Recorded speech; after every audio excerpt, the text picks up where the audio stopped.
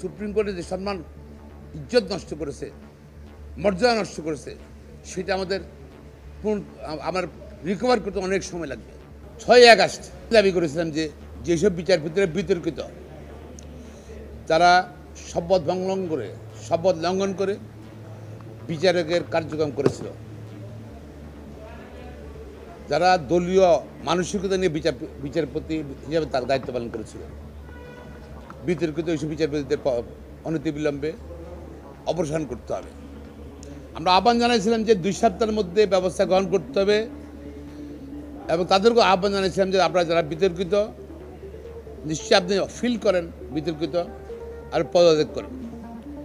কিন্তু সরকারের পক্ষ থেকে এ পর্যন্ত এমন কোনো ভূমিকা রাখা হয়নি। Very slow. কী কারণে বেশি স্লো? কারা এটাকে বাধাগ্রস্ত করছে সেটা বাইর করতে হবে।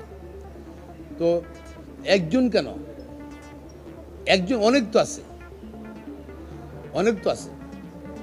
সুতরাং আমি মনে করি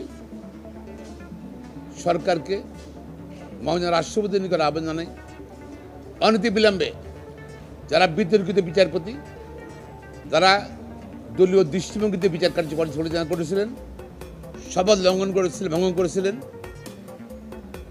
তাদেরকে অনতিবিলম্বে পদত্যাগ করতে হবে, নতুবা তাদেরকে সুপ্রিম জুডিশিয়াল কাউন্সিলের মাধ্যমে তদন্ত করে তাদের থেকে অপসারণ করার ব্যবস্থা করতে হবে।